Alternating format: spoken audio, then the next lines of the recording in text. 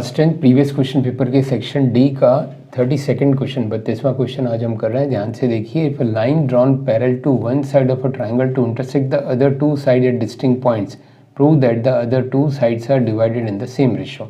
आप समझ गए होंगे ये ट्राइंगल की बहुत ही इंपॉर्टेंट थ्योरम है बीपीटी। इसमें हमें प्रूव करना है अगर डी बी सी के पैरेलल है तो ये ratios A D D B and A E C equal होंगे। तो यहाँ पर मैं टू प्रूव में लिख के रख देता हूँ कि A D upon D V is equal to A E upon E C, जो कि हमको प्रूव करना है। और देखिए स्टूडेंट, इसके लिए हमें कंस्ट्रक्शन करना होगा। ई से एक परपेंडिकुलर ड्रॉप किया जिसको हमने कोई भी नाम दे दिया F, then B to E join करना है। ई से एक परपेंडिकुलर ड्रॉप किया एडी पर ई एफ एंड बी को ज्वाइन किया। अब हम देखिए निकालेंगे area of A D E.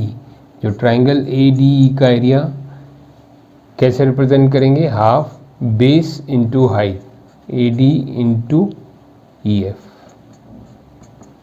Half base ये हो गया, परपेंडिकुलर ये A D into E F. अब इसी तरह से बी डी ई का एरिया निकालेंगे, area of triangle B D ई।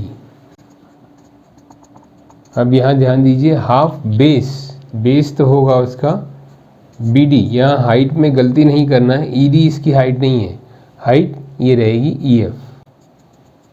देखिए कॉन्सेप्ट क्या है, ध्यान से देखिए। आपने लोअर क्लासेस में पढ़ा है ऑब्ट्यूज एंगल ट्राइंगल है, तो बेस ये रहता है, हाइट ये नहीं रहती है, परपेंडिकुलर इसका बाहर से हम ड्रॉप करते हैं और इससे ज्वाइन कर लेते हैं। तो this is the base and this is height. और डिवाइडिंग बोथ, इन दोनों को हम डिवाइड कर लेंगे तो क्या होगा, देखिए area of A D E upon area of B D E. Half base into height and half base into height, दोनों को मैं डिवाइड कर रहा हूँ यहीं पर डायरेक्टली। तो क्या होगा, half cancel and E F cancel. तो हमारे पास क्या बचेगा, A D upon B D.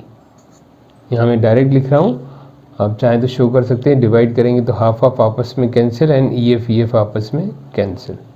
Now similarly एक कंस्ट्रक्शन हम इस तरफ करेंगे, डी से एक परपेंडिकुलर ड्रॉप करेंगे और डी सी को ज्वाइन कर लेंगे। इस परपेंडिकुलर को हमने नाम दे दिया D G. Now area of A D E, again we are taking A D का एरिया। अब इस तरफ से न लेके इधर से लेंगे तो हाफ बेस क्या होगा हमारा, देखिए ए ई एंड हाइट हो जाएगी डी जी। हमने पहले इस तरफ लिया था और ये एक ट्राइंगल लिया था, अब इस तरफ लिया है तो ये ट्राइंगल लेंगे डी ई सी। जैसे इस तरफ हमने बी डी ई लिया था तो यहाँ D E C is equal to half base, इस ट्राइंगल का बेस क्या होगा ई सी एंड हाइट हो जाएगी वही same D G.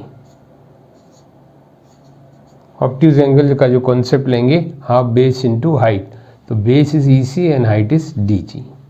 Similarly again dividing this two, इसको हम डिवाइड करेंगे तो क्या होगा, देखिए A D E upon D E C. यहाँ देखिए A D upon D E C, तो यहीं पर हम डिवाइड अगर इनको कर दें तो half of cancel and D G cancel, तो क्या बचेगा, ए ई अपॉन ई सी। नाउ स्टूडेंट, ये दो इक्वेशन है, इनकी हेल्प से हम प्रूफ करेंगे। एक ये equation number 1 and equation number 2।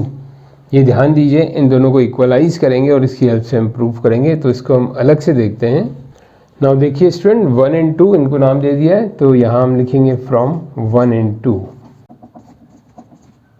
From 1 and 2 हम इन दोनों को देखिए इक्वलाइज कैसे करेंगे कि इनका LHS पे आप फोकस कीजिए। जो ADE है और ADE ये तो कॉमन हो गया, BDE एंड DEC। यहाँ ध्यान दीजिए, ज्योमेट्रिकल जो फिगर है BDE, this is BDE and DEC। ये जो ट्राइंगल आपको दो दिख रहे हैं, ये आप रिकॉल कीजिए 9th क्लास का कॉन्सेप्ट, सेम बेस पर है। इनका मैं जो कॉन्सेप्ट यहाँ समझा दूँ रफली। देखिए ये है एक ट्राइंगल एंड ये भी एक ट्राइंगल, तो दोनों क्या हुए, सेम बेस पे हैं और बिटवीन सेम पैरेलल हैं, तो इनका एरिया इक्वल होगा। तो इसलिए हम डायरेक्ट यहाँ पर लिख देंगे फ्रॉम 1 and 2 क्या हो गया, LHS आपस में इक्वल हो गया, ये दोनों का एरिया इक्वल और ये कॉमन।